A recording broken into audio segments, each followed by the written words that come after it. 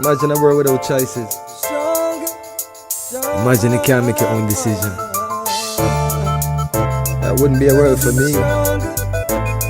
That wouldn't be a world for you. UIC. Tell them we're gonna be stronger. Together, together we can make it right. Our purpose is a better Jamaica for you and I. Gonna be stronger together. Time we all just unify. Our purpose is a better Jamaica for you and I. It is a natural right for every human being to be free. Free, so free. So the government is there to protect you and me. UIC objective is to liberate the citizens from colonial bondage, them regulation, them taxation. Rob Jamaica, we independent. Be stronger together, together we can make it right. Our purpose is a better Jamaica for you and I. We're gonna be stronger together. Come, we all just unify. Our purpose is a better Jamaica for you and I.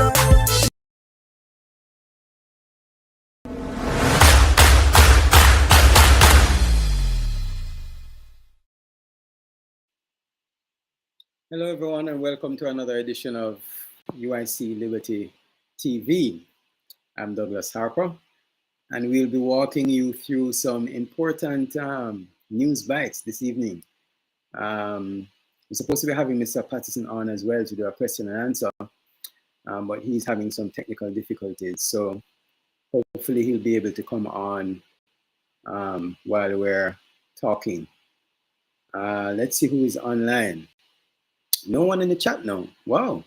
No one yet in the chat. So good night, JMH. Bless up yourself. Please drop in the comments where you're watching from, where you're tuning in from, so we know, where you're watching from and where you're coming from. Desmond, Mr. Myri, bless up yourself. Glad to see you on, sir. Who is this now? Peter White, UIC all the way. Vote UIC. 100% I agree with you, Mr. White. So welcome, everyone, to tonight's show. Bless up yourself, Cordell. As I said, we're going to be doing we wanted to do a question and answer with Mr. Patterson, but he's having some technical difficulties. And so he's trying to get on, but you know how that goes. You know, every time we plan something really special, it always seems like we just can't get it right, eh? Unfortunately. Folks, Ravine, bless up yourself. You're calling from, watching from London. Wow, at this hour. What time is it now in London, folks? Maurice Williams, bless up yourself. Good evening. Audley Walker, tuning in from Canada. Barry Smith from New York. Welcome, Barry. Welcome, Audley. All right, so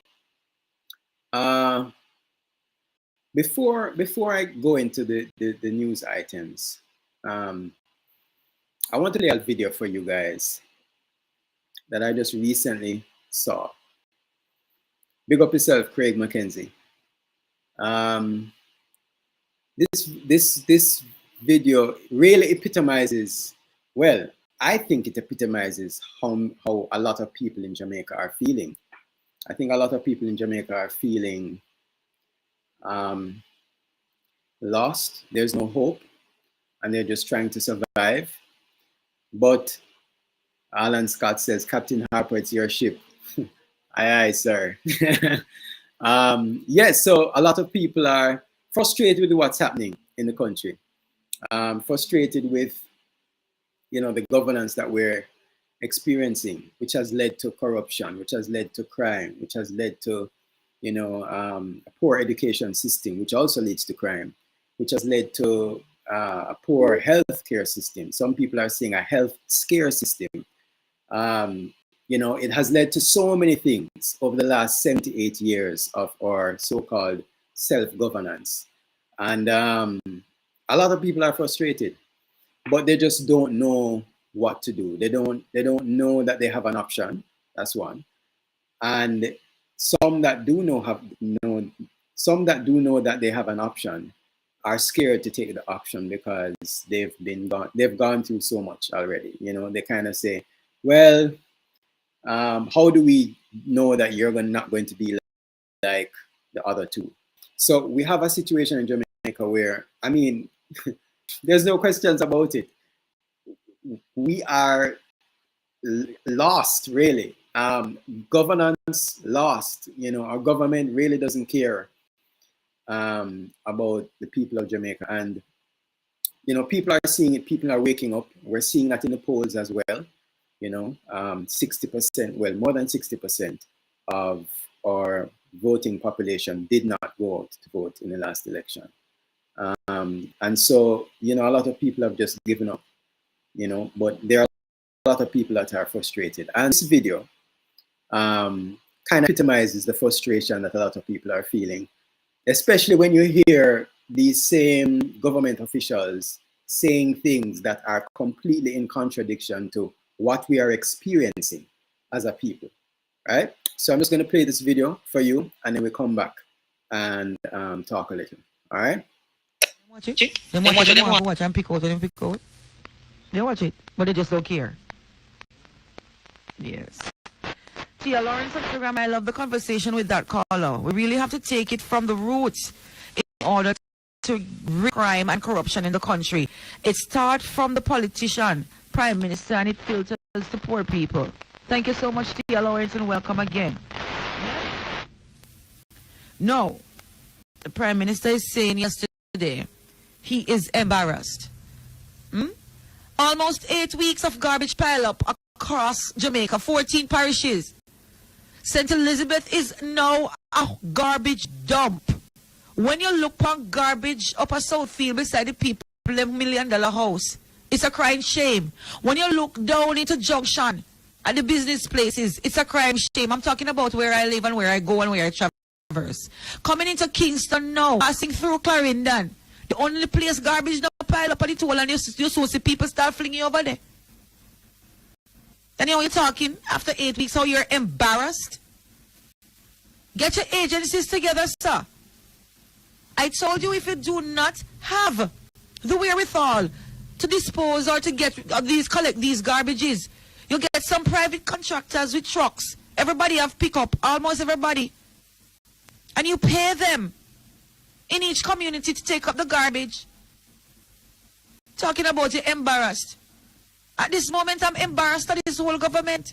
And there are a lot of people overseas and here who have switched lanes because you came and frolic on social media with your green clocks and your colorful spirit and the young man attitude. Oh, we need a young prime minister. And they bought into it. And now you have embarrassed the nation. We are embarrassed. We're embarrassed to see 14 dead babies covered up at Jubilee Hospital. Huh? We are embarrassed at the crime situation. 1,300 murders, no crime plan, and growing. Yes, we can't curtail all the crime, but we need the crime plan. We're embarrassed at the situation of the education system. Yes, we're embarrassed that teachers haven't been paid since September, sir. But you pay your politician friends, though. The MPs get paid. That is embarrassing. Please don't come on here. And I know you like to cry and shed tears. We don't want to see the crocodile tears anymore. We're tired of it. I never used to buy into it. And Jamaica is waking up. We're tired. You come on national TV and you don't even want to embrace the people of this nation who voted you in on a ticket of prosperity. 14 parishes covered in garbage for almost 8 weeks now. Where's the prosperity in that? Diseases breaking out. Dengue on the rise. Mosquito killing people over Portmore, now venturing into Kingston. The new hybrid mosquitoes. Black like tar. Bite through all genes. No fogging being done. Huh?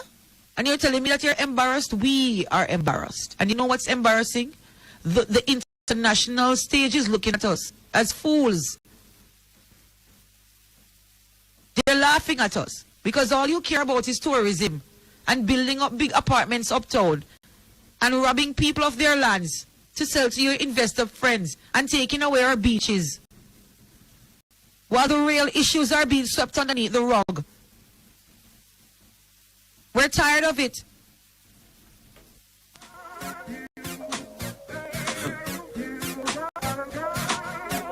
On the best station, best 100 FM.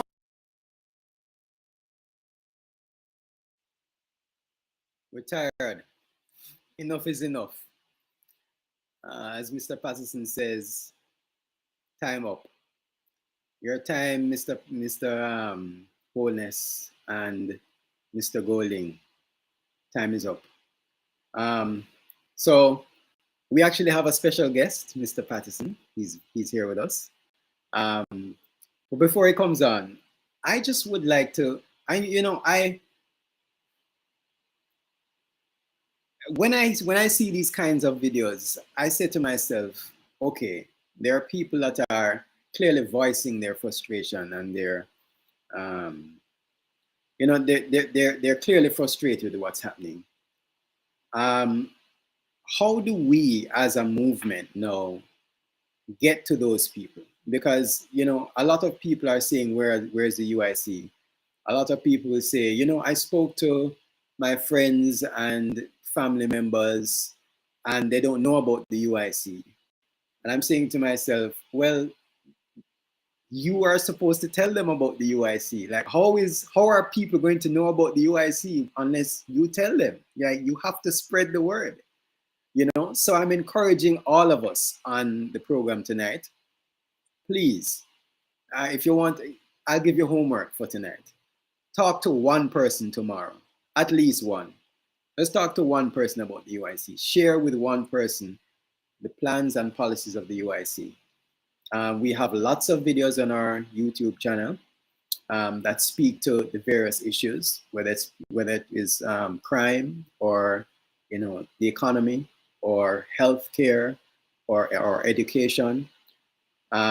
We also have our website that you can go to and read our 10-point plan and our manifesto, so you can get acquainted with the points that UIC has. Because we're not asking you to be as eloquent as Mr. Patterson, but we are asking you to share, and share in your own way. And that's why it's important for you to understand the 10-point plan, so that you can share these 10-point plans or the ideas of the 10-point plan with your friends and family in your own words, and it will be way more believable, or your friends and family members will connect with them a lot more than if you try to, copy what Mr. Patterson is saying.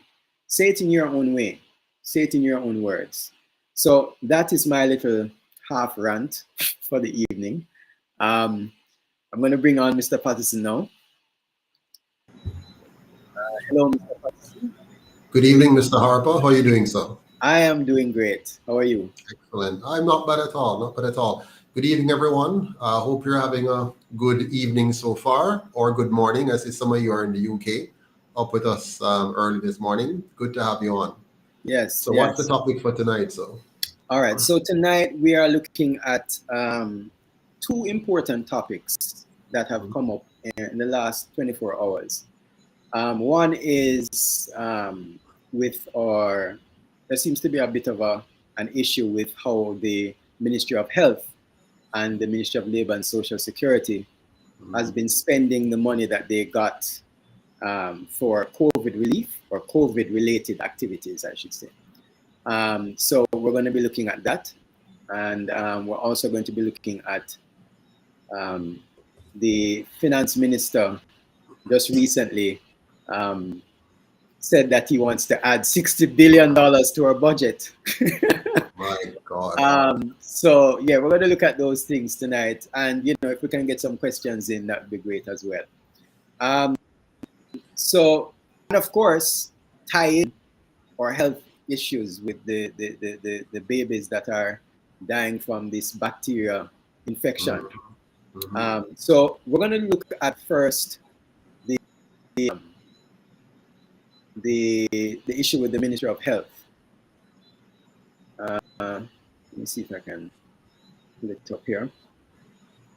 And I want us to really listen to what is being said, because, you know, it's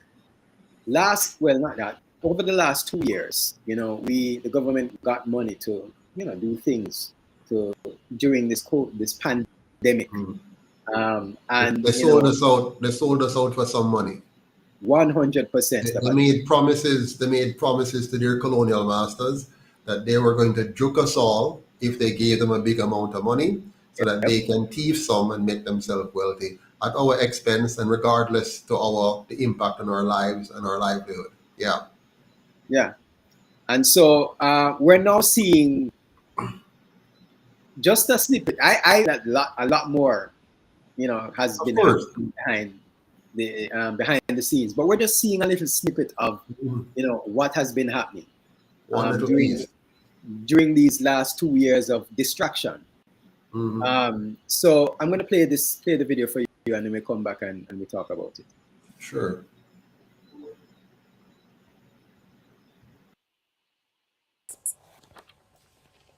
The Auditor General has found several flaws in how funds allocated to deal with the COVID-19 pandemic were spent by the Ministries of Health and Wellness and Labor and Social Security Ministry. The Auditor General's report on the findings was tabled in the House of Representatives yesterday. O'Shane Masters reports. The government allotted just over $8 billion to the Ministry of Health and Wellness, and the Ministry of Labor and Social Security got $1.1 billion. The report showed that the Ministry of Health and Wellness made payments totaling $337 million to 7 hotels. Market wizard Larry Benedict is one of the few experts who accurately predicted the houses to provide quarantine accommodations, but only one of the service providers was contracted formally. The ministry also paid out $104 million to 8 suppliers for infrastructural works without any contract being in place. The Ministry of Health was also cited for failing to abide by the Financial Administration and Audit Act in the transfer of $174 million to several agencies, with concerns raised about the mechanisms put in place to monitor and track the COVID-19 emergency spending. The Health Ministry spent $189.21 million for the purchase of fixed assets, which were reportedly acquired to support its COVID-19 response efforts. The Auditor General found that the sum included $23 million worth of assets not included in its inventory and $2 million spent on television sets and tablets for which there was no indication on how they related to the ministry's COVID-19 response initiatives. The review found that the Ministry of Labor and Social Security's database provided no assurance that only eligible persons got humanitarian assistance, nor were there records to ensure proper accountability and transparency in the receipt and distribution of items. O'Shane Masters, Radio Jamaica. Meanwhile, the Health Minister says a fulsome response will be provided at Parliament's Public Accounts Committee (PAC) to irregularities identified by the Auditor General in how funds allocated to deal with the COVID-19 pandemic were spent by the ministry. The Auditor General's report on the findings was tabled in the House of Representatives yesterday. Dr. Tufton says the Permanent Secretary in his ministry, Dunstan Bryan, will be addressing the concerns. The Chief Operating Officer, who is the Permanent Secretary for the Ministry, who presides over these issues, would be required to give his response, and I think that's the appropriate place to do it. And so I would await and encourage you and others to await the date at the PAC when those responses will be forthcoming. So I'm going to ask you for some patience, and the country for some patience on the issue until then, which hopefully will be soon. For the opposition spokesman on health, the details of the report are concerning. There's always in the national contract program, or the public procurement as it is called now, facilities for emergency procurement, which I note from the AG's report that some have been entered into, but the ministry has not given justification for those.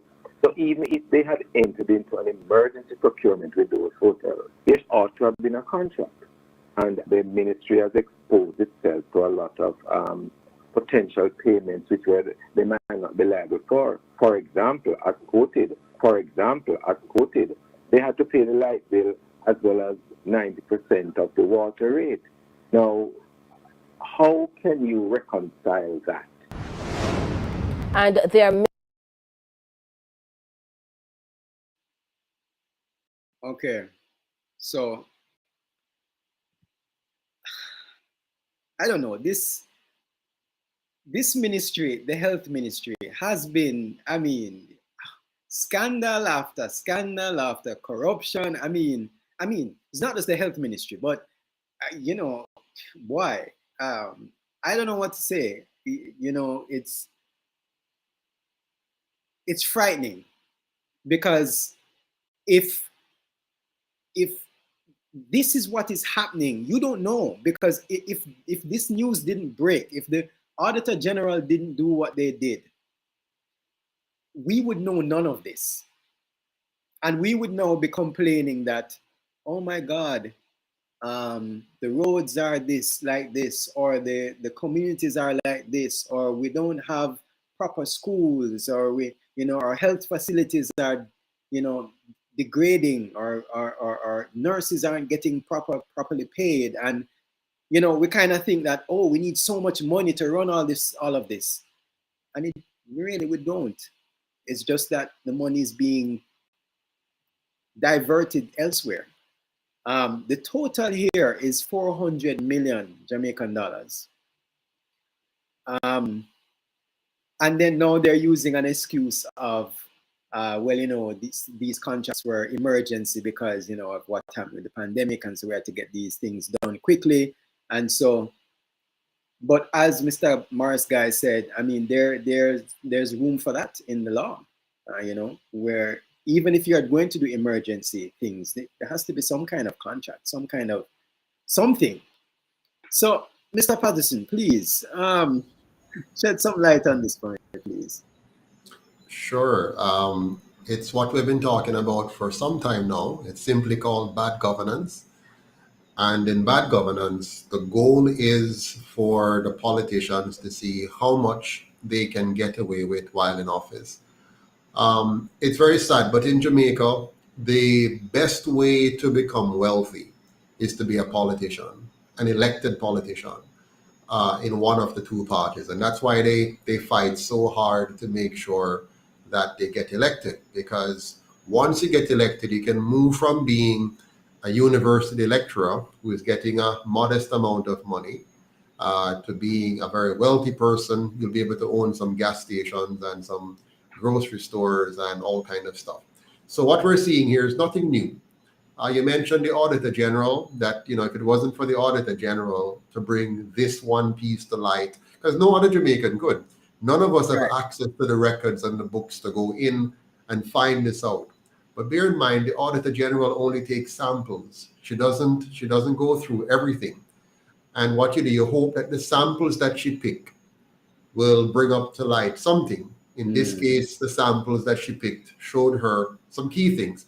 It showed her that, one, the government had no accountability and no transparency standards that they followed for distributing so-called COVID funds.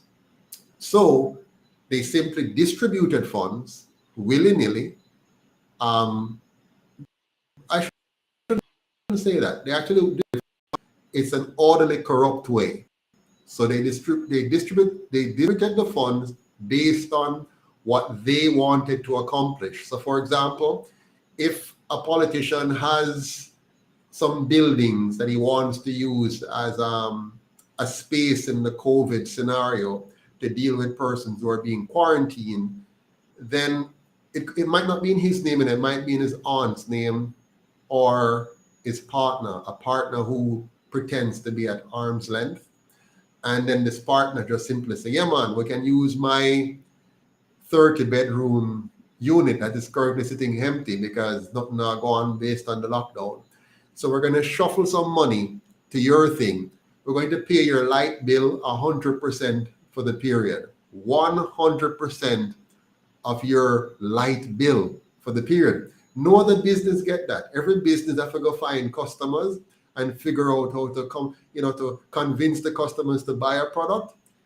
Try to sell it at a particular price to have enough margin to cover the cost of electricity.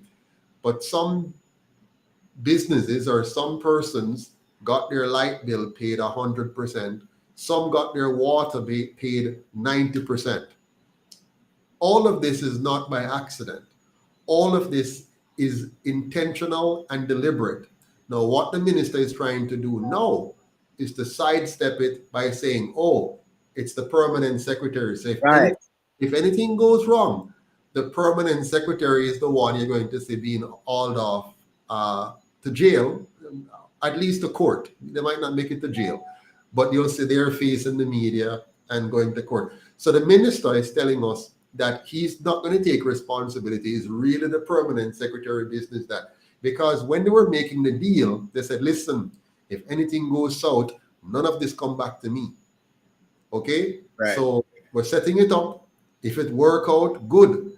If it not work out, none of this must come back on the minister. None of this must come back on the prime minister. Now, the wealth, if things go okay, the wealth must circle back, right? So, for example, some of the PSOJ members who funded the two parties, no doubt their hotels or their Airbnb facilities or their apartment complexes, whatever they have, they're going to get special treatment to get some of these millions and millions of dollars.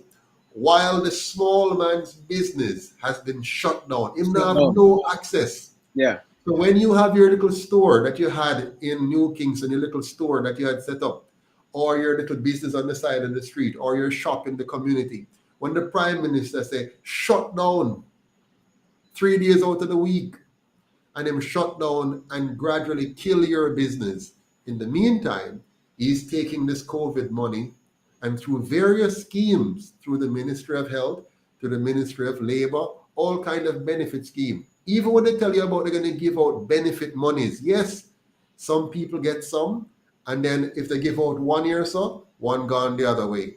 So notice the Auditor General said there's no mechanism to tell whether those who received the benefits were actually eligible for the benefits. Yeah. Now, this is not new. Whether it's COVID or any other scheme that you see the government does, whether it's NHT or any other scheme, whether it's monies borrowed to build schools or monies borrowed to build hospitals or monies borrowed to build road, all of them goes the same way. The party in power, the leadership of that party, including those who are in various boards and positions across the government, are used to fraudulently launder taxpayers' money that we're going to have to pay back. They launder that money through various schemes, and they try to legitimize it by having it go to so-called companies and organizations and whatever. But at the end of the day, it is going to be a scheme to rob the taxpayers, to rob the Jamaican people, rob the children. You hear? There were televisions and tablets involved. No, who get them there? What was that for? Why was the Ministry of Health or the Ministry of Labor buying televisions and tablets during COVID? I thought we were trying to get people to wash their hands, to be clean, and to social distance and to stay home. I thought you'd need to give people food. I thought you need to give people sanitizers. I thought you're supposed to be helping people build their immunity. That wasn't a part of it. Sorry. There was nothing in the budget to teach us how to physically take care of our health. There is nothing in the budget to teach us how to use indigenous Jamaican products to build our health and to stay safe. It was all about guiding us to one outcome only, and that was to take an injection. And if you don't take it, you're supposed to suffer.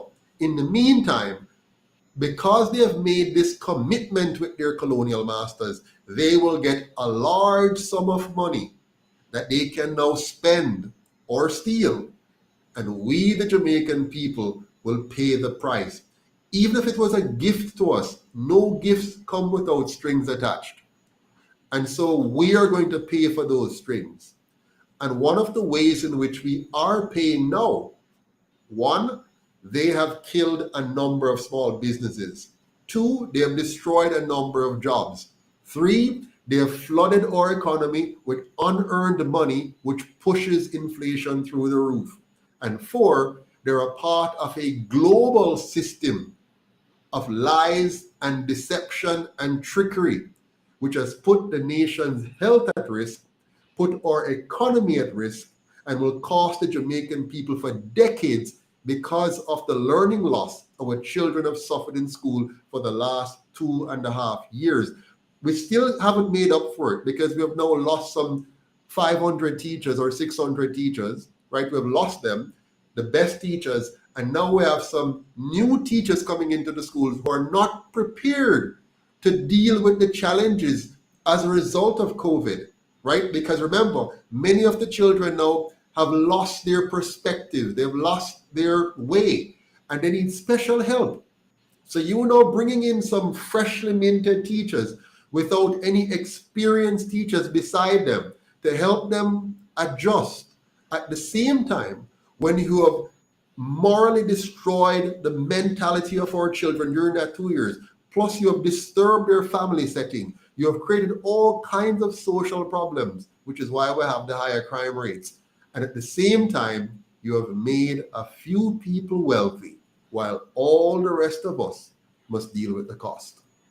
Yeah, it's ridiculous. I get upset every time I think about it, because here you're supposed to be representing the people, and here you're putting things in place. I mean, all right. So the pandemic happened. You told people stay home. You know, you forced businesses to close down, and you know, you would have thought that, okay, since you're forcing these businesses to close down, somehow, some way, you would help them. But what you're doing is shutting those businesses down while you're helping your business friends. Absolutely. You know, you're benefiting your business friends, and it's a culture that is I mean, it's tearing down the society. So now everybody, as you said, everybody knows that in order for me to make it, I have to be connected. Yes. There's a businessman in my community. He owns a business, and he literally said to me, listen, in order for him, his business to really flourish, he had to do corrupt things. Mm-hmm. Yes. There was no other way. If he went the straight and narrow, his business, he wouldn't have a business right now. They have designed Jamaica in such a way that everybody here who wants to be something in life, who wants to be more than poor, who wants to be somebody who enjoys a decent standard of living, they've designed Jamaica in such a way that the only way to achieve that, the most likely way to achieve that, is for you to become a criminal of some sort. Yeah. I just heard recently, I think it's the press secretary or something talking, and he's saying he heard his son listening to a song on his phone, and the song was glorifying thieves, glorifying theft, glorifying all, and he was so concerned and so, upset at this. And guess who he's blaming? He's blaming the society for the society that his party helped to create. The Jamaica you see today, the high degree of corruption you see in Jamaica today, the high degree of crime that you see in Jamaica today, the high degree of social degradation that you see in Jamaica today, all of that is 100% directly attributable to the two parties that have been here, that have been running this country. They ran our education system for all those years. So if our education system has failed, it's because the two parties for 78 years have failed to build a sufficiently effective education system that would produce parents and subsequently students, and by extension, citizens that are of the appropriate caliber, both in competencies productivity, and civility. And they have failed to create a Jamaica that is so civilized, that is so well developed and well mannered and highly productive and efficient. They, having control of our education system, have failed to create such a Jamaica. They also had full control of our economy, and they have created the economy we see today. An economy which is lacking in so many areas and is based mostly on you engaging in some form of corruption in order to get by. Many Jamaicans do not want to engage in any form of corruption, but they have made corruption a part of our culture, a part of the way for us to survive in the system. So for people to survive, if they're going to survive and live above the margins, they have to engage in some form of corruption to do so. Otherwise, you suffer. I think it was Peter Phillips, when he was finance minister one time, said these very words: those who play by the rules get shafted. What does that mean? Those who play by the rules in Jamaica, he said, gets shafted. You can't play by the rules in this country, at least not by the apparently good rules. You have to play by the bad rules. And that is very sad. And so here we see that during this entire COVID period, this government oversaw the consistent theft of monies that were collected in the name of a pandemic. But this is not new. We've seen the same thing in the Petrojam scandal. They use that company, that public agency, that public body, that public corporation to embezzle money, to steal money from the Jamaican people, pushing up the cost of energy, which affects all of us. When you make an agency like Petrojam inefficient and ineffective and more costly than it needs to be, all of that cost passes on to the Jamaican people. That cost keeps the poor poorer and pushes middle income or middle class citizens down to poverty. So far, this Prime Minister has not created a Jamaica that will move the people from poverty to prosperity. What he has created is a Jamaica that moves politicians of his party and those highly connected to the same, including the PSOJ oligarchs. What I mean by oligarchs, I mean those who are not elected, but they run the government because they're behind the scenes, pumping the money in for them to be able to trick us at election time, and then they have control.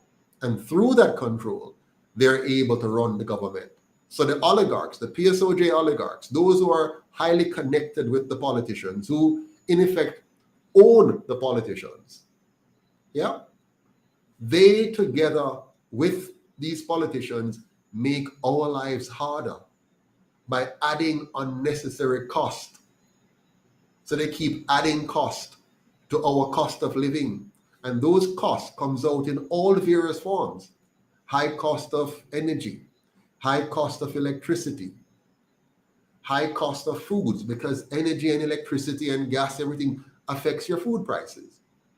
And because of the high degree of corruption, they kill good businesses, costing us jobs, pushing innocent, productive people out of the marketplace and only allowing scoundrels to grow, which then creates many multipliers of problems, including what we see now with security guards, where for years they were treated as contractors instead of employees and were robbed of millions of dollars in overtime pay because politicians pass laws that protects their rich friends, that helps their rich friends to become richer at the expense of the Jamaican people. So you see it in Petrojam, you see it in the security companies, and you have seen it in the education ministries. You have seen how from Rural Read, that's just one example, and other members of staff throughout the education sector in the ministry. You've seen a few of them being caught red-handed in robbing millions from our education system when children don't even have tablets. Many children can't afford to even go to school with lunch money or bus fare. Many of them are not fed properly. Many of them can't afford the textbook. Even the rental textbook they can't afford. But you have a government. Yeah? And I'm not talking about just a GLP government, because both of them are the same thing. Different people view them differently based on whatever little benefits they have gotten from them. They don't understand that they need to step away from the corrupt benefits they may have gotten or the special treatment they may have gotten from either of these parties and focus on the impact on the overall Jamaica. Because they might give you one benefit here, but you're losing a more important benefit over here. Yes, a minister, an MP, a councillor may have gotten you some little benefit, a job, a farm work card, apply for your little business to get a grant or a loan. Yes, they did that for you, one away. They do that for you or for you or for a few people. But if you look at the bigger picture, they have robbed you still. They robbed you of good roads. They robbed you of your security. You can't go home late at night comfortably. If you start a business, you can't open it late because of security concerns. Your garbage is piling up at your gate, causing you all kinds of problems, which you might not even be aware of it. You might not even be aware of the fact that the pileup of garbage is the reason why you got sick, or your child got sick, or your neighbors got sick, or babies died in the hospital because of the spread of disease and bacteria, why we have dengue outbreaks. So many of the things you're not seeing, you're not aware of them specifically, but all of these are connected to bad governance. So even if you might have gotten one little benefit here, or one, and by the way, I don't mean it's small, and it might be a big benefit for you. If you don't have a job and an MP come and give you a job, that's a big benefit. But then they might come and ask for favors. You might have them come, they get a job for you, but now you're placed in a compromised position where they're asking you for sexual favors, or they're asking you to now come and work for their party because them give you a favor. That's not the kind of Jamaica you want. I don't want to live in that kind of Jamaica. I want to live in a Jamaica where the politician does not have any special privilege or power to give you.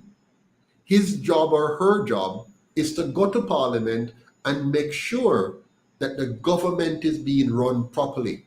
So all of we have a safe environment. All of we have a clean environment. All of we have an orderly environment.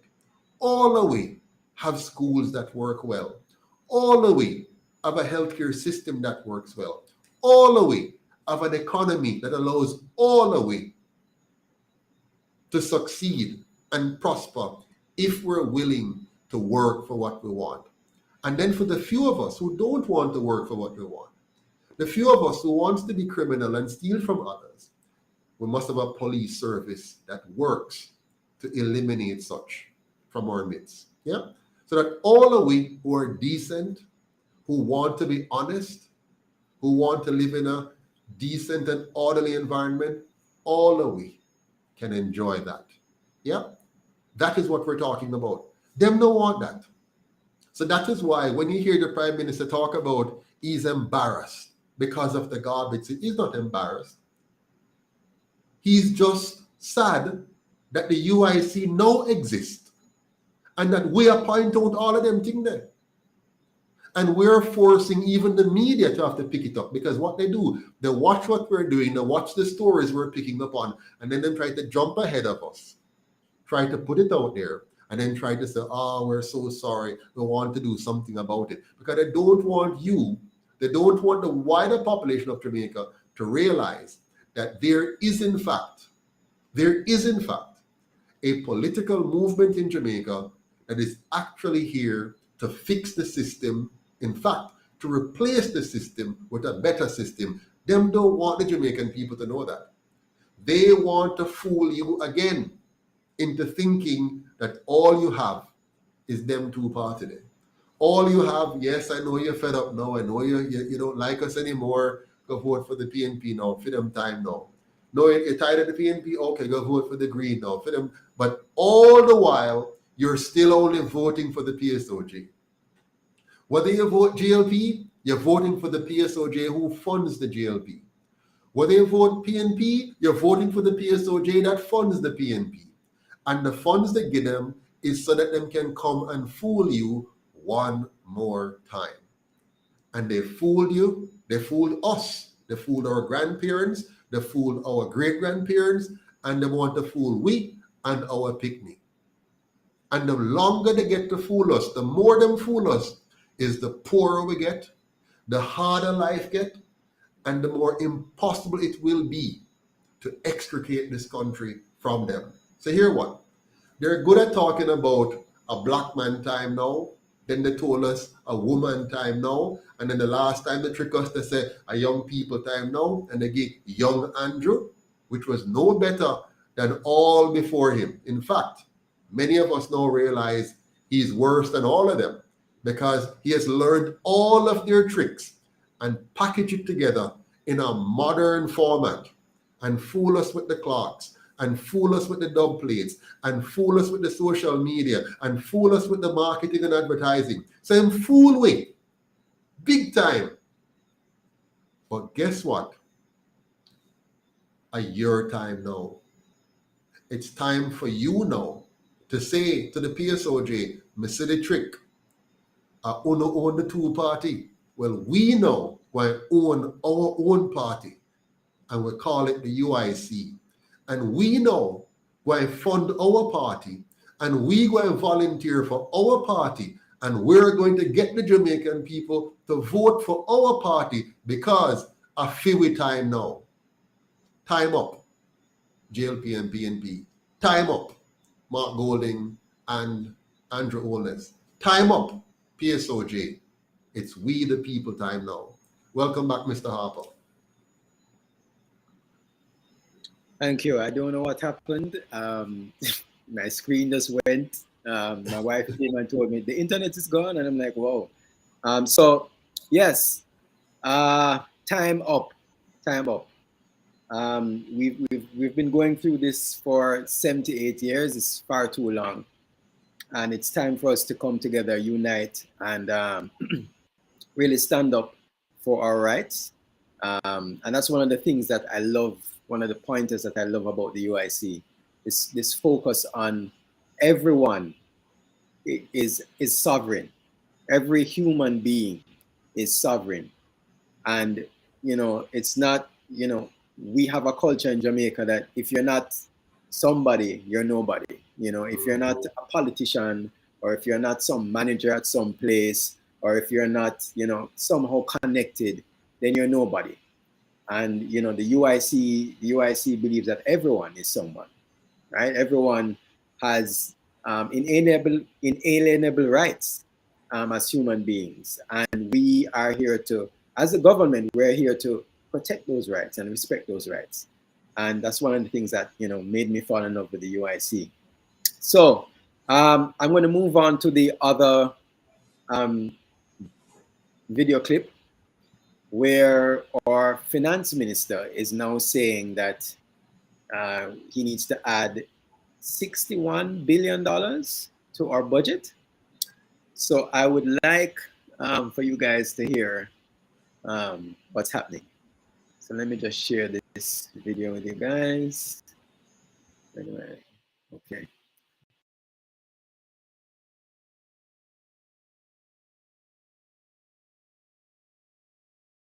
And there are mixed reactions to the announcement by Finance Minister Dr. Nigel Clark regarding an additional $60 billion to the budget. In announcing the supplementary estimates in Parliament yesterday, Dr. Clark pointed to issues like the rise in inflation, the need for more money for public sector wages and social programs among the factors for the revised budget. But President of the Jamaica Manufacturers and Exporters Association, John Mafood, says some items that were announced in the supplementary estimates should not have been. He says those should have been covered by the $912 billion budget, which was approved for this fiscal year. To find $21 billion for the public sector workers indicates to me that in their planning last year and their discussion about public sector reform in the budget, it shouldn't have come as a surprise in a supplementary budget. However, financial analyst Dennis Strong doesn't agree. We have to be reasonable. I mean, you know, if you have inflation at 10%, right, then how do you negotiate around that? And I don't agree with the comment that the increase in interest rates was not necessary. If you'd never have that, then you'd have had a wider disparity between Jamaican and US interest rate. And that would have led to depreciation of currency. That would have been much worse for us.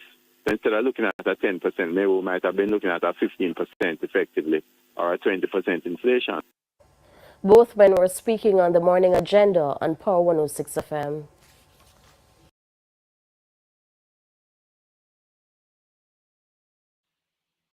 Okay, so we have our finance minister saying that, you know, he needs to add some more money in the budget because, or basically we need to spend more because of private sector. Well, part of it is, you know, the private sector or public sector worker reclassification thing that they're going on with right now. And so he, you know, more money is needed. Boy, it's just so coincidental that this is happening, you know, around about, you know, local government election time. So very interesting. Mr. Patterson, give us your take. Well, it's very simple. The government currently takes 912 billion. The budget that they planned was to take $912 billion from us. Remember, right? Governments do not have any money. The government simply takes a portion of our production away from us, right? It goes into our pockets and it takes. So the government has taken, they planned to take $912 billion from us. And now they're saying they'd like to take another 61 billion on top of it. Now, some would say, oh, they're simply going to use more of the windfall that they have gotten. Now, what is this windfall? Hear what the windfall is that they've gotten. They said they've gotten more revenues than they had budgeted. Now, where did that come from? It came from the fact that, listen what happened. This is very serious.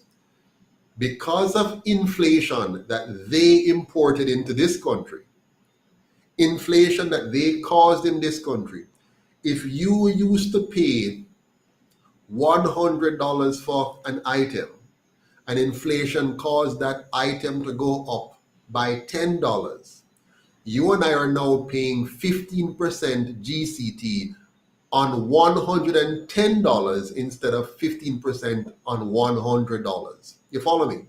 Yeah. So that's how they have gotten more money. So they have used inflation that they imported on us, inflation that they caused on us, that are causing us to suffer. They have used that to create $60 billion to put on their budget to pay for what? To pay for their corruption. Huh?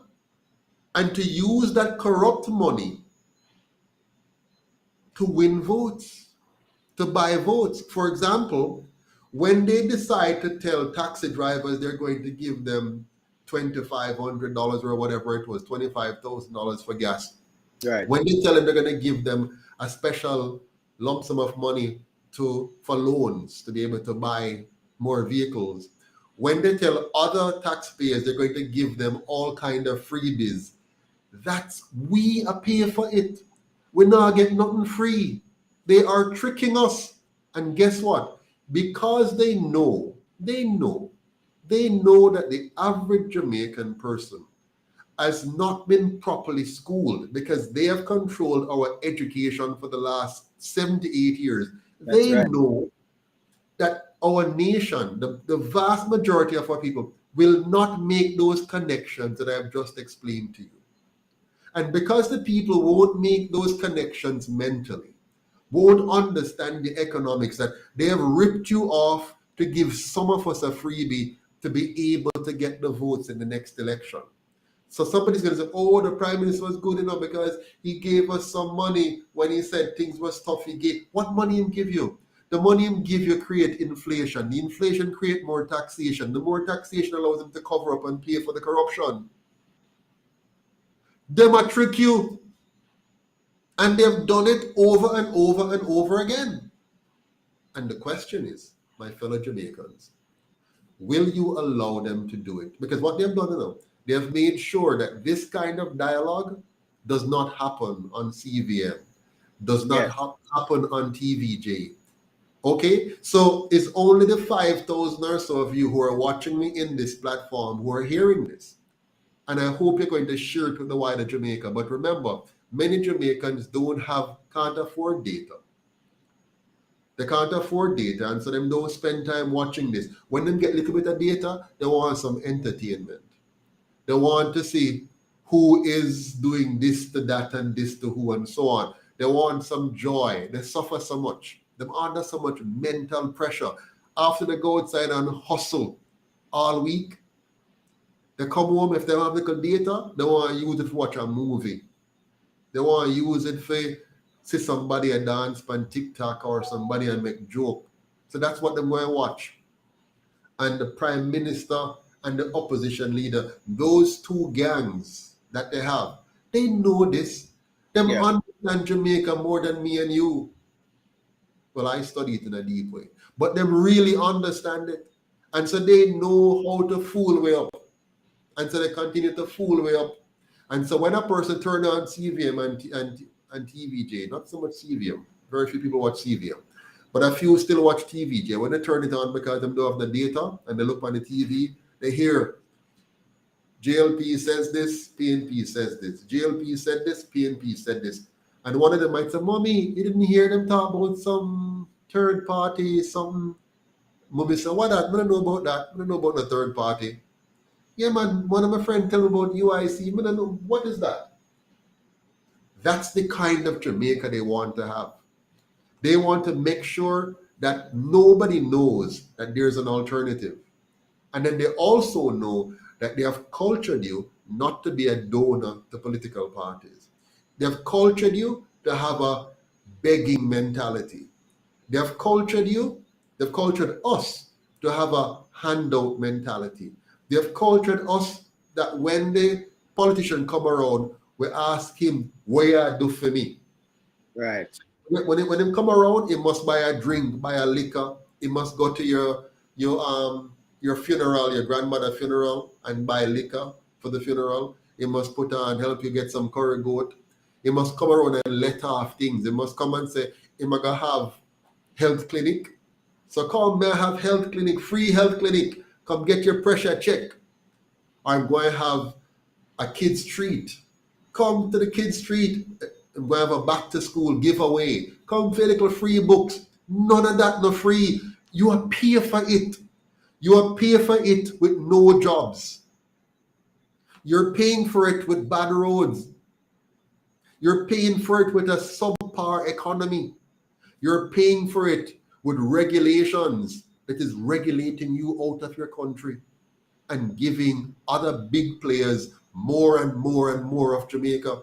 Them owning our beaches, them owning our prime real estate. They're redeveloping Kingston to make it into a mega beautiful city, not for you or for me, but for them. They're going to gradually push out all of those poor people just living in inner city Kingston. They're going to push them out, push them off, push them in anywhere they can push them to. Listen, we don't seem to realize, that these two parties are committed. They're committed to wanting and wanting only to enrich a few at the expense of the many. Yeah. They have no love, no care, no desire that the Jamaican people live a decent life. If they did, Jamaica wouldn't be so dirty. They've had 78 years to make this place a beautiful oasis. 78 years to give us beautiful roads like a resort, like a tourist resort. Jamaica right now, if those two parties meant us any good, right this minute, when you step out of your house, out of your gate, you would have a nice sidewalk to walk on. You ever go to like one of those nice places in Florida, like, you know, nice gated community? That's what Jamaica would look like. If you're going let me give you a basic example. For you in Kingston, you go to Emancipation Park, right across from the hotel. That's what Jamaica would look like. All of Jamaica. All of Jamaica. Yes. If these two parties meant you any good. Them not meaning a good. They're going to try now, because they know that UIC is coming. They're going to try to say, we're going to do certain things. We're going to fix. They're going to now promise you everything. But you must ask yourself the question: why are you promising me now? Why you never did it over the many years that you have been in office? Why now you're going to come and promise me? Why didn't you do all of these things you're now going to promise us? Why now you're going to promise us energy security now because the UIC come with it? Why now? Because the UIC said we're going to bring in an energy mix of geothermal energy, biogas energy, solar energy, hydro energy, wind energy. Why now? Why now you want to promise us to begin to look at making us energy independent? Why now? Why not 5 years ago? Why not 10 years ago? Why not 15 years ago? Why not 20 years? I know today with your party bond. I know today we have GLP and PNP. The PNP is over 80 years old as a party. And the GLP is 79 years old as a party. So why now? I just now you can think. Is it now that the UIC has written a beautiful manifesto for Jamaica? Now you can think.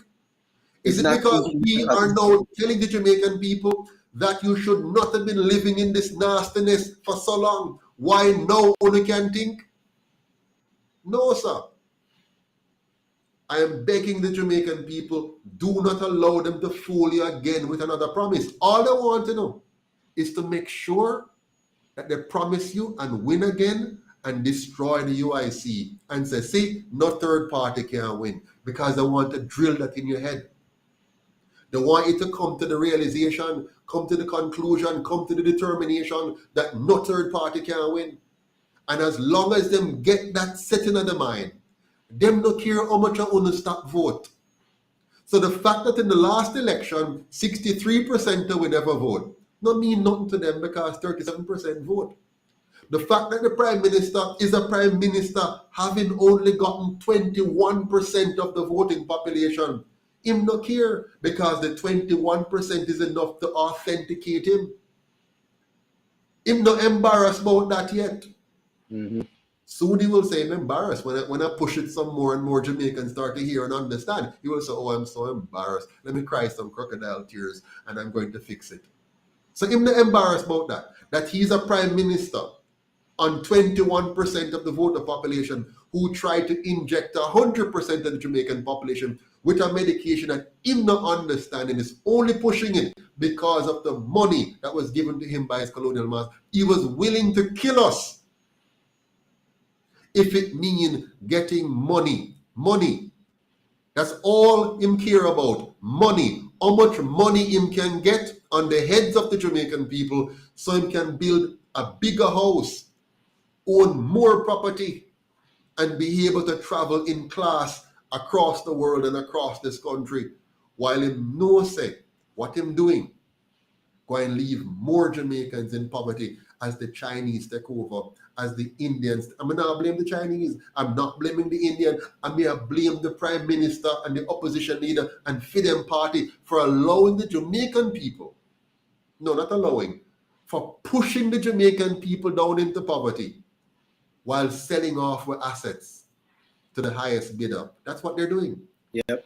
They have used our education system. They have used their corrupt economic model. They have used their divisive and destructive and distracting political model to oppress and depress and impoverish the Jamaican people while they are busy selling off our assets. Look what they're doing to us with backside. They're ripping out the heart of our country, risking the destruction of our water, causing many Jamaicans to suffer ill health, destroying our beautiful farmlands, destroying our ecosystem for money, which they and their colonial powers will enjoy, while we, the people, are going to suffer the long-term consequences. That land that they're ripping out is our children and grandchildren and great-grandchildren's land that they will never have. Soon, they will not be able to see the beautiful Jamaica that we once had. Our beaches will be taken away from us. Our roads are already taken away. If you don't have money, you can't drive on the beautiful highways. You see the Jamaica they're trying to build. They're trying to build a Jamaica where we are back to where we were 400 years ago. Yep. Slaves in our own country. Yep. They're prepared to bulldoze us, push us off of our land. Our land, where them trick us and tell we must find money and buy back our land from them, both is crown land and government land. And not for them land. A your land, a my land. Me buy 36 acres. You know how much money me work for buy the 36 acres? You know how much me slave for buy the 36 acres? And I me build my house from my money. Me never get no politician money, the taxpayers' money. I build it and buy it myself. But hold on. But if I had my birthright, if you had your birthright, you wouldn't have a slave to buy no land. I would have yours already. And so the UIC want to give back the land to the people. We want to make every single Jamaican a property owner. We have a plan that's proven. Singapore already proved it. Singapore, with less land than we, have made more than 90% of FIDEM people property owners. We can do better because we have 15 times more land than Singapore. So they make them fool you. They're going to tell you, oh, that can't work. That doesn't make any sense. It makes whole heap of sense. If Singapore is able to make, listen, Singapore have 6 million people, 5.4 million, somewhere there. Call it 6 million. We only have 3 million people roughly here in Jamaica. Singapore is the size of St. Thomas. We have 15 St. Thomas in terms of square kilometer area. So guess what? We don't have the land problem compared to Singapore.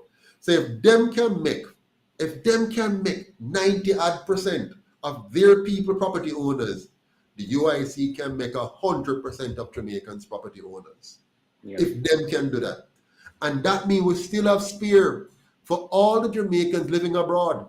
The 4 million of you living abroad. The 4 million economic refugees living abroad.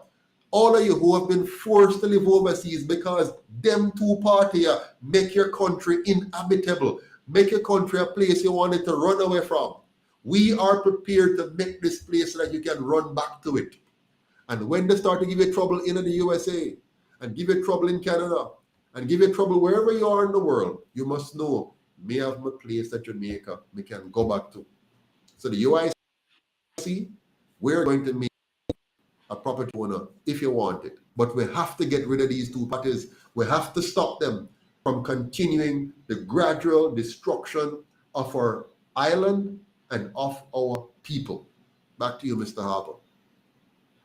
Yes, Mr. Patterson, I agree with you 100%. So we're at the 1 hour and 9 minute mark. Do you want to get some questions in? Sure, let's get some questions. No problem. Questions. And some comments as well. I saw some comments. I don't mind running through some of them quickly. Sure. the opposition leader and media houses are very ineffective. They do not call out or hold the PM accountable. Not just true. that. Not true. The opposition leader and the media houses are very effective. They're very effective at blocking the Jamaican people from real solutions. Yeah. And we also have a PM that has remained quiet on a lot of issues. They're committed, you know. This is all a game. It's all games, right? It's just a game. So the Prime Minister will only talk about something when it suits him for the optics, for the PR stunt, yeah? And the opposition needed the same thing. And the PSOJ, what the PSOJ did to us today, you know, in that clip that you showed, they had one member of the PSOJ being good cop and one member being bad cop. The purpose of that is to confuse the people. So somebody might say, oh, listen to that nice white man saying some nice things. Yes, good cop. And then look at that little Chinaman saying something else, bad cop. Where does that leave the people? Confused. You're right. Let's move on. You're right. That's the strategy. People, them wicked gone to bed. Listen, these people are committed to maintaining the status quo, and they will do that at all costs. At all costs. So one will come out and tell you something nice. One will come out and say the opposite. Because remember, you know, listen, the colonial masters are brilliant. Eh? They know the way to control the masses is to give them a dichotomy. A dichotomy is two opposing views and have them conflict with each other so that you don't know where to turn. And you're like this. And then eventually you just give up. Now, guess what? Remember, they own both sides. So if you even go for this side and say, oh, him so nice, and you got to this side, catch you. Over this side. We don't like him no more. Come over this, no problem. Catch you same way. So listen, let's stop allowing them to fool us. Our only hope is to own our own party, fund our own party, and vote for our own party. That is our only hope. No other alternative exists. As long as we're going for these two sides of the same coin, we'll always get the same coin. Yeah. Yep. So Misha is asking, how will the land be allocated, Mr. Patterson? All right. Misha, I can't tell you the details. I'm no longer going to do this. I'm no longer going to tell them how they must do their job. Trust me, write it down, listen, when we elect Mr. Patterson, he must make all the way a property owner. And if he not do that, we're going to vote him out. I'm not going to tell them the more detail. If I do not deliver, I will deliver. I am going to make every Jamaican a property owner. I'm going to make sure you have a decent house to live in. I'm going to make sure that you have shares in the land and that when the land produce, you will get money from it. Either you're working directly in it or you are an absentee owner. But one way or the other, you are going to be a shareholder in the land, and every child in this country, mark my words, under a UIC governance, every child in this country is going to have four things: good nutrition, a solid Afrocentric, high-quality education, excellent healthcare to make sure that their body, mind, and spirit is fully intact, and a decent house to live in. They're not going to be like me when I was a boy in a little one-room house with chimney under the bed and whatever. They're going to have a decent house. If nothing else, I am going to deliver on that. Every child, and that means every family, good food, good education, good health care, and a decent home to live in.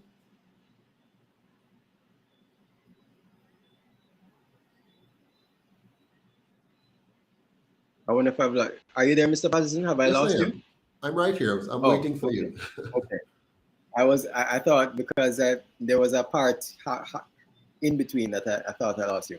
Okay. So question here from Aileen Bailey Anderson.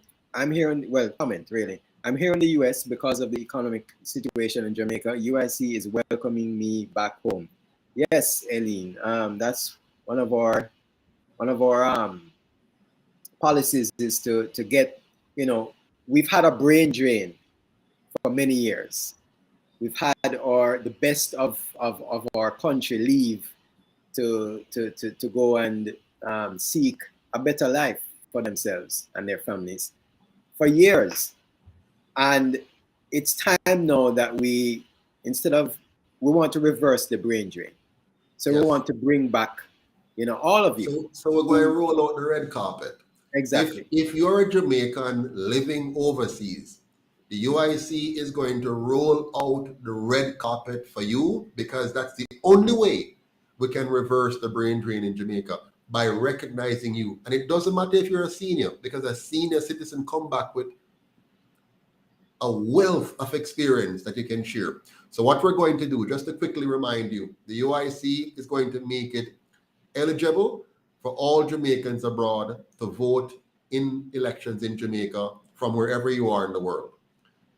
We're going to make it so that if you wish to run for office in Jamaica, you can run for office in Jamaica even if you have dual citizenship anywhere in the world.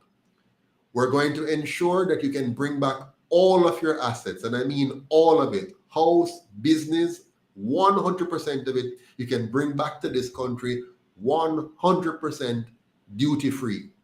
You hear me? 100% duty-free. And number 4, if you're coming back here, we're going to make sure that you're given the escort treatment, that you get all the information you need to hit the ground running. If you want to start a business, you want to engage in any form of enterprise, farming, whatever, we're going to give you top-notch treatment so you don't come here and suffer and struggle unnecessarily. When you come here knowing that you have a government that is here to ensure that you win, as long as you're prepared to bring value back to your country.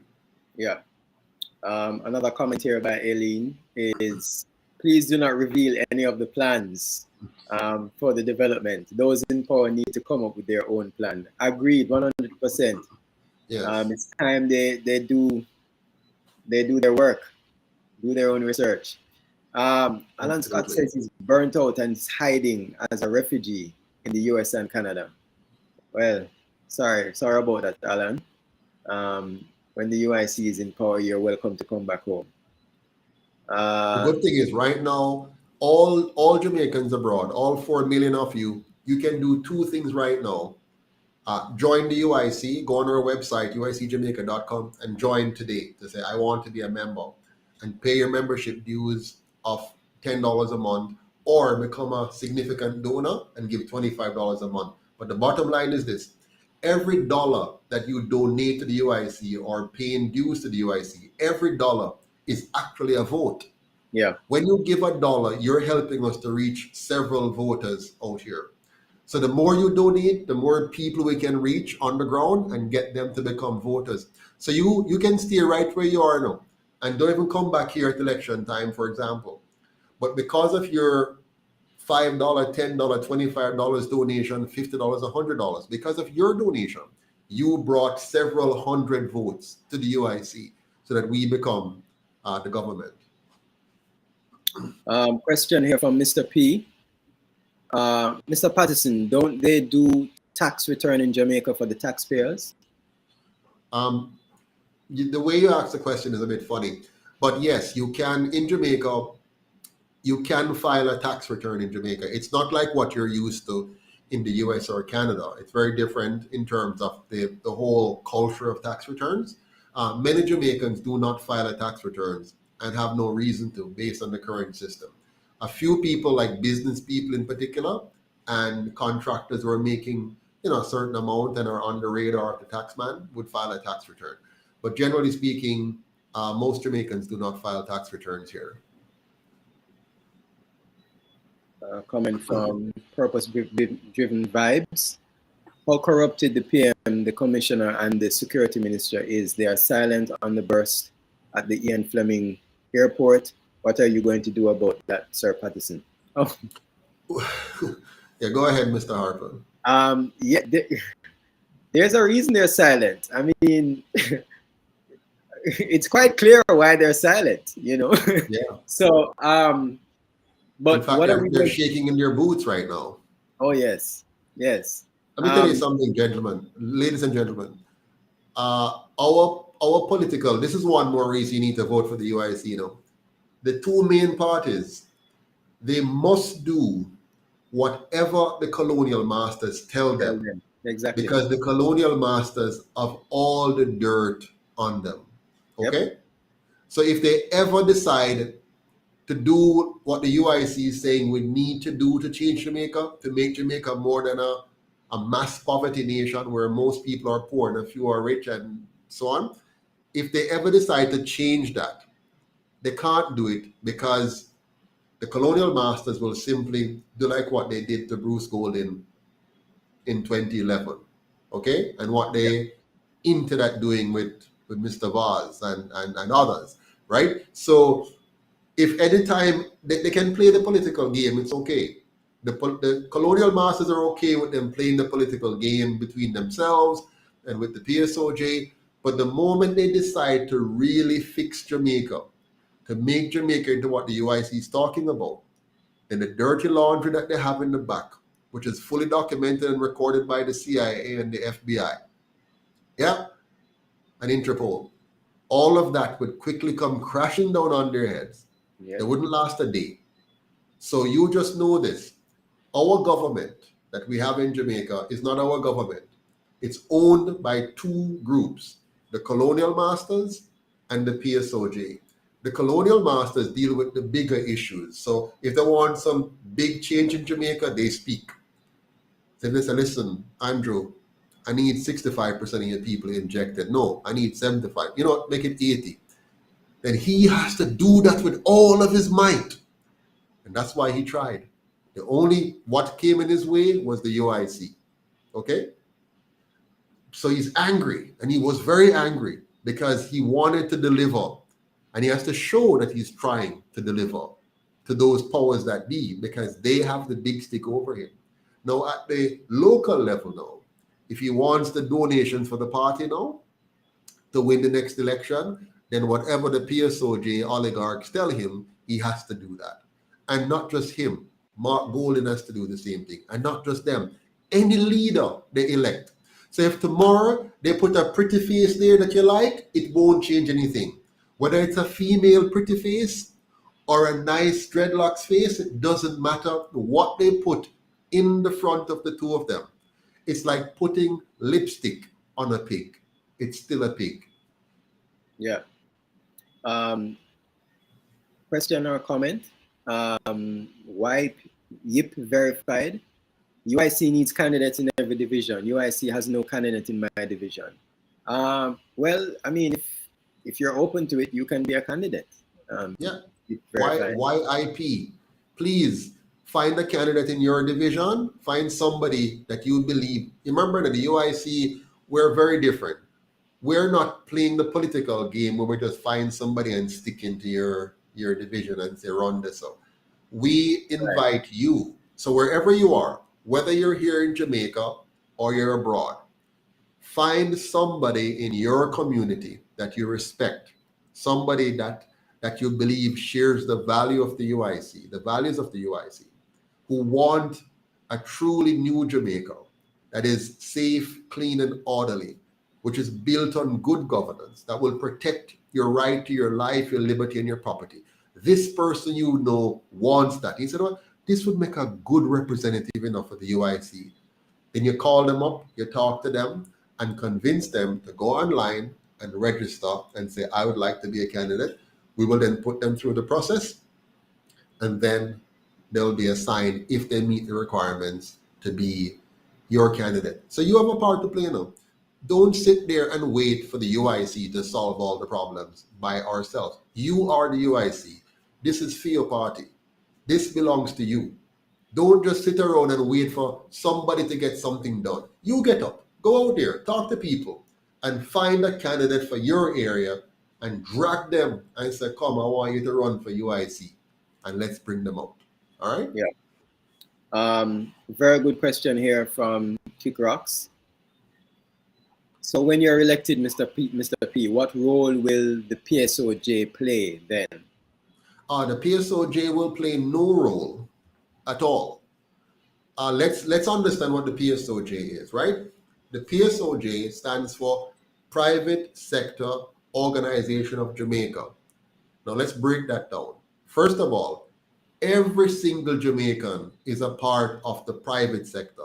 There are only two parts to every country: private sector and public sector. If you work for the government, that's called public sector. If you work outside of government, that's private sector. Okay? So everybody is a part of the private sector. Now the PSOJ is a subset of the private sector. It is a group of business people who have come together to form a club. And this club now allows them to pool their efforts together to seek to manage and control this country without being elected. So they are a special interest group. And that special interest group now realize that based on the fraudulent electoral system that we have, based on the fraudulent democracy that we have, based on the colonial masters' trick that they gave us as a constitution, it leaves them with the opportunity to use the sum total of their wealth to take over our government and control it to achieve their interest while undermining the interest of the 90% of Jamaicans who are not a part of their club. So what the UIC is going to do is make the government of Jamaica the government for 100% of Jamaicans, not 10%. And because it's a government of 100%, the PSOJ will still exist if they want to exist, but they will have no power over the government. They can focus on how to improve their products, how to improve their business, how to reach new customers outside of Jamaica and within Jamaica, but they will not have a control over the government of Jamaica. And now the government of Jamaica will be working for all the people, including those of the PSOJ, but without giving them any special privileges or power over the other 90% of Jamaicans. Hope that's clear. Yeah. Question from Liddy. Mr. President, when the UIC becomes the next administration, how soon can us in the diaspora bring home our possessions like vehicles, furniture, industrial equipment, etc.? Beautiful questions. Listen, the last Prime Minister said a lot of things in the first 100 days. Remember? Many of them is not done. But I'm going to say this. It's definitely going to happen within the first year. Now, the only thing that will slow it down is the time it takes to make the law and pass it. So we're going to try to use COVID speed. You remember during COVID, everything can pass quick. You know, for COVID, you know, every law can pass quick. But when it comes down to any other law for the people that are outside of COVID, nothing can pass quick. Well, the UIC is going to have some COVID speed in the changes. So we're going to quickly change the laws and regulations to make sure that you can bring back everything. So within the first year, very likely in the first 100 days, first 50 days it will happen, but I'm going to leave some room for all kind of things that will happen to, you know, but in the first year, it will all be done. Okay. Thank you, Mr. Patterson. It's now 1 hour and 28 minutes. Really had a nice discussion going on here. Isha is laughing at COVID. Yes. So thank you all for coming on and sharing with us, asking questions and being so involved in our presentation. Please, as we usually do, let us know in the comments right now how, you know, grade us, score us. So, you know, from 0 to 100, 100 meaning, you know, you got lots of value. This really helped and benefited. 0 meaning you didn't get any value, no, nothing like that. So let us know how we did in our live tonight. Kayan Brown is saying 100. Thank you, Kayan. Eileen Bailey Anderson, we the people are standing with you and ready to work. Thank you, Eileen. Kick Rock says, thanks, Mr. H and Mr. P. 100. Misha Earl, ask people to share more on social media.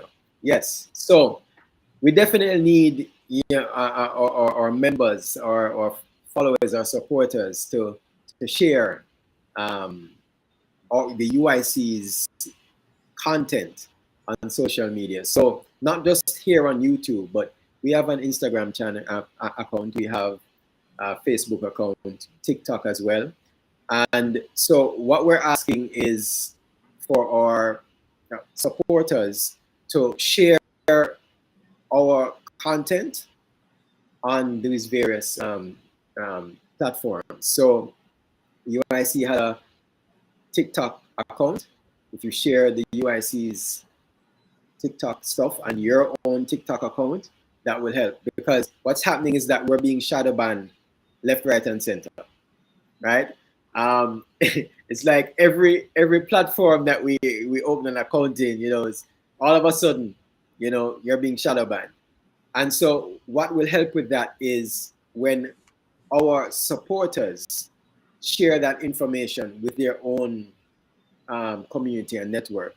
And that way, even if our content is not being shared with many people, it's being shared with many people through you. And so we really want to help, we really want to get the content out. And that also will help to spread the word about the UIC. And so we would really appreciate if you would share. So that's TikTok, Instagram, Facebook. Just open an account, and you don't have to use it. You can just, you don't have to use it outside of sharing UIC stuff. But you know, you just want to share our content throughout the space. Sir Harper, I just want to tell our viewers that local government election is around the corner. Yes. It's due February 2023. So we're now in November. Call it a November done roughly. So December, January, February, 3 months. So we're likely going to have local government elections in February 2023. Now, the Prime Minister can call it earlier than that. It could be in January. He could even call it in December, right? Unlikely, because the last time he called the election in December, he had lost back in the day. You might not remember. But we should expect local government between January and February. So they're doing a number of things to get ready for that. The UIC doesn't have enough money yet to compete in an election effectively. Every money we make, we spend it back very quickly because it's so small. We're living hand to mouth. We need 1,000 donors. 1,000 donors. I tell you this straight up. We need 1,000 donors giving $25 a month. I want to thank all 169 of you who have given $25 or more at various points, and there are a number of you who are doing it consistently now, month after month. Thanks to all of you.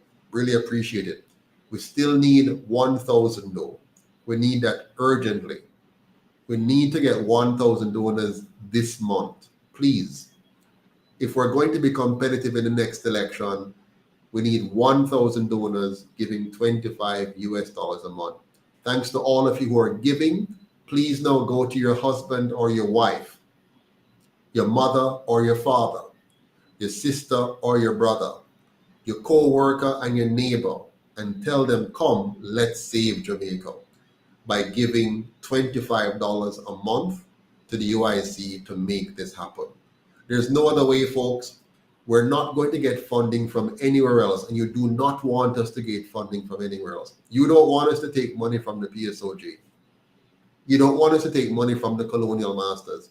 That's what makes the UIC unique. We're unique because this party is owned by the people, 100% by the people. We're not owned by anybody else, and we will never be owned by anybody else but the people. We're of the people, for the people, and we must be funded by the people. So please, do whatever you need to do. Cut back on something and say to your husband and your wife, come on, between the two of us, 25 from you, 25 from me, that's 50 a month for the UIC.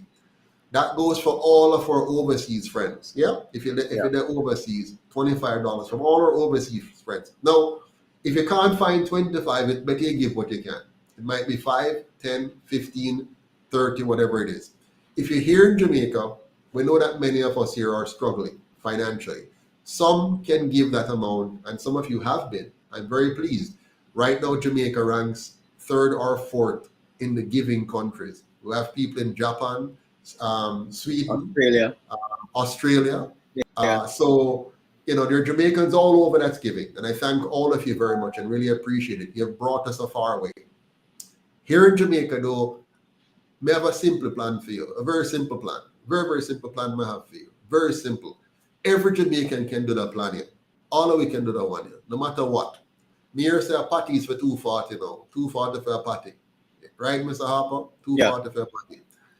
What I'm asking you for, if you're here in Jamaica and you can't do the 25 thing, and you can't even do the 1,000 a month thing, all I'm asking you to do is commit a patty money, 250 Jamaican dollars a week. Put aside 250 a week. Ask Mr. Desmond Myrie, my good friend that run taxi and pick up school children back and forth. Him put that aside every week and then make it up, and then come month end, he must send that in. Or if I'm have it in 2 weeks, he must send, follow Mr. Myrie. All the way. Just put aside the patty money. 250, one patty for the week. 250 for the week, and send that 250 in. Just put it aside, and then you talk to Naika, our treasurer, go on there, link in, and just send in the 250 a week. If just 200,000 of us sending 250 a week, PSOJ can't stop me. Colonial Masters can't stop me. We, the Jamaican people, can do what Nanny, Sam Sharp, Paul Bogle, George William Gordon, and Garvey tried to do. We can complete their work and free Jamaica by just 250 Jamaican dollars a week. We can do it. And to all our friends in the diaspora, 1,000 of you out of the 4 million, 1,000 out of the 4 million of us, we must can find 1,000 to give 25 US dollar equivalent a month from Britain, Canada, the US, Sweden, Australia, Japan, wherever you are. Oh, and don't forget our friends in the Cayman Islands. Big up to all of you. Back to you, Mr. Harper. Yes, so please tell a friend to tell a friend. Donate if you can or when you can. And very importantly, we're glad for the one-time donations, but we would love to have that recurring donation. So if it is that you're giving $5 a month, thank you. $10 a month, thank you. We like the recurring donation.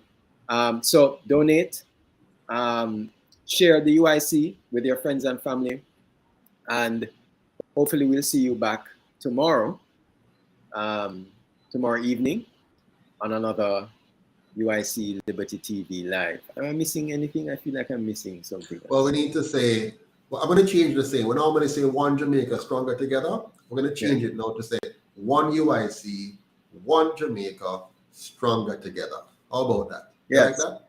I like that. One UIC, one Jamaica stronger together. One UIC. Guys. I'm going to say it again now one more time, please. Go ahead. So, one UIC, one Jamaica, stronger together. Respect. Take care, everybody. All the best. All right, guys. Take care. All right.